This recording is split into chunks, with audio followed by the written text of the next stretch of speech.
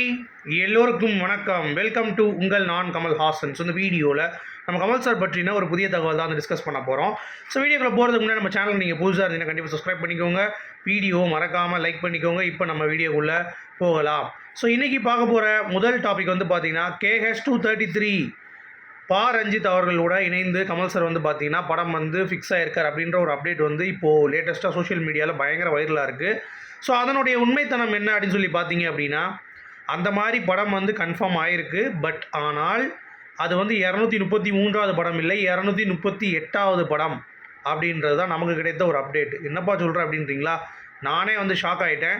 So KH238 தான் வந்து ரஞ்சித் அவர்களுடைய படம். ஏன்னா ரைட்டிங்கில் இன்னும் கொஞ்சம் வந்து டிலே ஆகும் அப்படின்ற மாதிரி வந்து அவங்க சொல்லியிருக்காங்க. ஸோ அதன் அடிப்படையில் வந்து பார்த்திங்கன்னா அவங்களுக்கு அந்த நேரம் இன்னும் வந்து பார்த்திங்கன்னா ரஞ்சித் அவர்கள் வந்து கேட்டிருக்காரு. இன்னும் வந்து கம்ப்ளீட்டாக ஃபஸ்ட் காப்பி அளவுக்கு வந்து ரெடி ஆகலையா. ஸோ அதனால் கமல் சார் வந்து 2025க்கு அப்புறம் தான் அந்த படத்தை வந்து எடுத்துருக்கலாம் அப்படின்ற மாதிரி வந்து சொல்கிறாங்க. பட் அப்போ KH233க்கு பதிலாக இது வந்து கமிட் ஆகிட்டாங்க அப்படின்ற நிறைய நியூஸ் சேனல்ஸில் வருது அப்படின்னு சொல்லி கேட்டிங்கன்னா, அது சும்மா நியூஸ் வந்து பார்த்தீங்கன்னா யாரும் வந்து கொஞ்சம் இன்ட்ரெஸ்டிங்காக கொடுக்கணும் அப்படின்றதற்காக நேற்று வந்து பத்திரிகைகள் எல்லாத்துலேயும் வந்து பார்த்தீங்கன்னா KH233 தான் ரஞ்சித்தோடைய படம் அப்படின்னு சொல்லிட்டாங்க. பட் இது வரைக்கும் நம்ம விசாரித்த வரைக்கும் அவர்கிட்ட இருந்து இன்னும் வந்து ஃபைனல் அப்ரூவலே வரலையாம். அந்த காப்பி வந்துட்டு அதுக்கடுத்து அவர் வந்து ஃபிக்ஸ் பண்ணி இது வந்து ஸ்க்ரீன் ப்ளே தான் டெவலப் ஆகிட்டுருக்கு. இன்னும் வந்து கமல் சாரோடைய கரெக்ஷன்ஸ் இருக்குது, அவருடைய இம்ப்ளிமெண்டேஷன்ஸ் இருக்குது, அவர் என்ன பண்ணுவார் அப்படிங்கிறது தெரில. இந்த மாதிரி ஏகப்பட்ட விஷயங்கள் இருக்கிறதுனால இந்த படம் கண்டிப்பாக KH233 வந்து பிரேக் பண்ணாது. இது செப்பரேட்டான KH238 ஆகத்தான் வரும் அப்படிங்கிற மாதிரி ஆணித்தரமாக அடித்து கூறுகிறார்கள். ஸோ அதனால் நம்ம வெயிட் பண்ணி தான் பார்க்கணும். இன்னொன்று என்னென்னா, இது வந்து மதுரை களத்தில் நடக்கக்கூடிய ஒரு படம், ஜல்லிக்கட்டை மையமாக வைத்து இயக்கக்கூடிய ஒரு படமாக ரஞ்சித் அவர்கள் வந்து ஸ்கிரிப்ட் எழுதிட்டுருக்காராம். ஸோ மதுரை அம்சமாக அருமையாக ஒரு ஸ்கிரிப்ட் வந்து எழுதி ப்ரெசென்ட் பண்ணியிருக்காராம். ஸோ அதில் ஸ்க்ரீன் ப்ளே ஒர்க் வந்து போயிட்டுருக்கு. அவர் தங்கலானில் பிஸியாக இருக்கிறனால அதை முடிச்சுட்டு அதுக்கடுத்து இதை ஃபைனல் பண்ணிவிட்டு இவர் போய் சொல்கிறதுக்கே எனக்கு தெரிஞ்சு 2025 ஸ்டார்டிங் ஆகிரும்னு நினைக்கிறேன். ஸோ அப்படி இருக்கும் பொழுது கண்டிப்பாக KH238 இருக்கிறதுக்கான வாய்ப்புகள் தான் பிரகாசமாக இருக்கிறது. ஸோ அதனால் பயப்படாதீங்க. KH233 கண்டிப்பாக வினோத் அவர்களுடைய ப்ராஜெக்ட் வந்து கமல் சார் பண்ணுவார் அப்படின்ற ஒரு அப்டேட்டை நான் கண்டிப்பாக சொல்கிறேன். சரி, அடுத்து கல்கி 2898 AD பொறுத்த வரைக்கும் முதல் பாகம் மே 9ஆம் தேதி ரிலீஸ் ஆக போகுது அப்படிங்கிறது உங்கள் எல்லாத்துக்குமே தெரியும். 2024. So goosebumps moment. Kamal sir வந்து பார்த்தீங்கன்னா கிளைமேக்ஸ் மட்டும்தான் வர போகிறாராம். அந்த கிளைமேக்ஸில் ஒரு ஷார்ட்டு, அதுலேருந்து அப்படியே லீடு கல்கி வந்து பார்ட் 2க்கான லீடு. சரிங்களா? ஸோ அந்த பார்ட் வந்து இப்படி பிளான் பண்ணுறாங்கன்னா, எப்படி தானோஸ் அவெஞ்சர்ஸில் வந்து பார்த்தீங்கன்னா அவர் வந்து நின்ன உடனே எல்லாரும் சேர்ந்து படையெடுத்து வந்து அடித்து நொறுக்குவாங்களோ அதை மாதிரி கமல் சார் வந்து ஒரு மிகப்பெரிய ஒரு வில்லனாக வந்து சித்தரிக்கப்பட்டு கல்கியில் வந்து அவர் நிற்கும் பொழுது எல்லாருமே, நீங்கள் தெரியல உங்களுக்கு கல்கியில் எத்தனை கேரக்டர்ஸ் இருக்காங்கன்ட்டு, பிரபாஸ், துல்கர் சல்மான், ஆச்சி ஊச்சின்னு கிட்டத்தட்ட ஏகப்பட்ட பட்டாளங்கள் இருக்குது. அவங்க எல்லாருமே சேர்ந்து கமல் சார் அப்படின்ற ஒரு விஷயங்களை எதிர்க்கும் பொழுது வேறு லெவல் கூஸ் பம்ப்ஸ் மொமெண்ட்டாக கண்டிப்பாக இருக்கும் அப்படிங்கிறத சொல்கிறாங்க. ஸோ கிளைமேக்ஸ் வந்து ரொம்ப கீனாக வந்து வாட்ச் பண்ணுறாங்களாம். ஒவ்வொரு விஷயங்களையும் வந்து பார்த்தீங்கன்னா கமல் சார் உள்ளே இருக்கார் அப்படின்னு சொல்லிட்டு பயங்கரமாக பென் பண்ணுறாங்களாம். அது மட்டும் இல்லாமல் சந்தோஷ் நாராயண் அவர்களுடைய மியூசிக் இருக்குல்ல, அதில் அவர் டீல் பண்ணுற விஷயங்கள், பிரபாஸுக்கு ஒரு மியூசிக்கு, கமல் சருக்கு ஒரு மியூசிக் அப்படின்ற மாதிரி ஒவ்வொரு டீட்டெயிலாக நூக் அண்ட் கார்னராக அந்த படத்துக்கு வந்து பார்த்திங்கன்னா பிரித்து மேய்ஞ்சிட்ருக்காங்க அப்படிங்கிறது நம்மளால் ஈஸியாக பார்க்க முடியுது. ஸோ 2ஆம் பாகம் 2027ஆம் ஆண்டு ரிலீஸ் ஆகும்னு சொல்கிறாங்க. 3வது பாகம் 2029. இதில் நீங்கள் கவனிக்க வேண்டியது என்ன அப்படின்னா, 2027 ரிலீஸ் ஆக போகிற 2ஆம் பாகத்தில் தான் கமல் சாரோடைய பங்களிப்பு ஃபுல்லாகவே இருக்கும். அவருடைய பேக் ஸ்டோரி, அவர் யார் அப்படின்ற ஒரு முழு ஒரு தொகுப்பு வந்து பார்த்திங்கன்னா அங்கே தான் இருக்கும். சரியா? 2029 ரிலீஸ் ஆக போகிறதுலையும் லைட்டாக சின்ன பார்ட், இப்போ எப்படி இருக்கோ லைட்டாக சின்ன பார்ட் அது மட்டும்தான் இருக்கும்.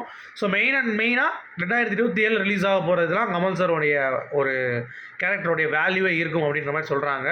So full and full VFX and CG இருக்கிறதுனால வேறு லெவலில் வந்து பார்த்திங்கன்னா ஒரு விஷயம் வந்து நடக்க போகுது அப்படின்ற மாதிரி வந்து சரியான ஒரு பிக்கப்பில் வந்து போயிட்டுருக்கு.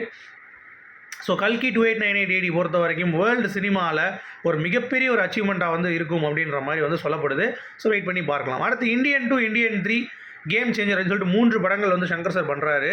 ஸோ சங்கர் சாருக்கு வந்து செம ப்ரெஷராங்க. ஆக்சுவலாக தெலுங்கு சைட்லேருந்து ராம் சரணோட ரசிகர்கள் என்ன பண்ணிட்டாங்க, இரஸ்பான்சிபிள் டேரக்டர் அப்படின்னு சொல்லிட்டு அவரை போட்டு டேக் பண்ணி விட்டாங்க. ஏன்டா 3 வருஷமாக என்னடா பண்ணிகிட்டு இருக்க ஒரு படத்தை பண்ணாமல் அப்படின்ற மாதிரி. அங்கே சங்கர் சாரோடைய மவுஸ் என்ன அப்படிங்கிறதுலாம் அவங்களுக்கு முக்கியம் கிடையாது. ராம் சரணோடைய வாழ்க்கை போயிட்டு இருக்குடா, 3 வருஷமாக என்னடா பிடிங்கிட்டு இருக்கு அப்படின்ற மாதிரிலாம் வந்து போஸ்ட் போட ஆரம்பிச்சிட்டாங்க. ரொம்ப கேவலப்படுத்தி சங்கர் சார் வந்து பார்த்தீங்கன்னா போட ஆரம்பிச்சிட்டாங்க. ஸோ அதில் ஒரு ப்ரெஷர். ப்ளஸ் இந்தியன் 2 CG கொஞ்சம் டிலே ஆகுது, ஏப்ரல் ரிலீஸ் ஆக முடியாதா அப்படின்ற மாதிரி அதில் ஒரு ப்ரெஷர்.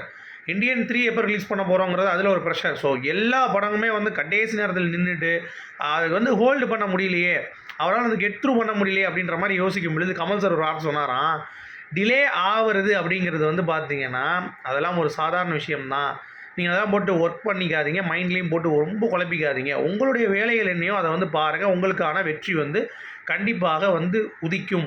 நல்லா பண்ணியிருக்கீங்க, செம்மையாக வந்திருக்கு, அதெல்லாம் நீங்கள் வந்து ஒரி பண்ணிக்காதீங்க, விமர்சனங்கள் இருக்கத்தான் செய்யும் அப்படின்ற மாதிரி ஆணித்தரமாக சங்கர் சாருக்கு வந்து ஆறுதல் சொல்லியிருக்காரு.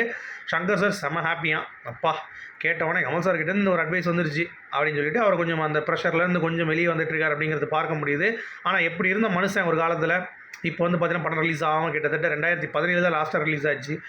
6 வருட காலம் ஒரு படம் ரிலீஸ் ஆகாமல் சங்கர் சார் வந்து ரொம்ப ஸ்ட்ரகிள் பண்ணுறது அப்படிங்கிறது பார்க்க முடியுது. ஸோ சீக்கிரம் பவுன்ஸ் பேக் ஆவார் அப்படிங்கிறத நம்ம நம்புவோம். சரியா, அடுத்து அரவிந்த் சாமி அவர்கள் வந்து என்னைக்கும் பேசின பேச்சு வந்து பார்த்திங்கன்னா பயங்கர ட்ரெண்ட் ஆகிட்டு இருக்காங்க. இப்போது நடிகர்கள் அரசியலுக்கு வரலாம், ஆனால் எனக்கு என்ன வேணுமோ அதை அவங்க செஞ்சால் தான் நான் அவங்களுக்கு ஓட்டு போடுவேன் அப்படின்ற மாதிரி அரவிந்த் சாமி அவர்கள் பேசினார்.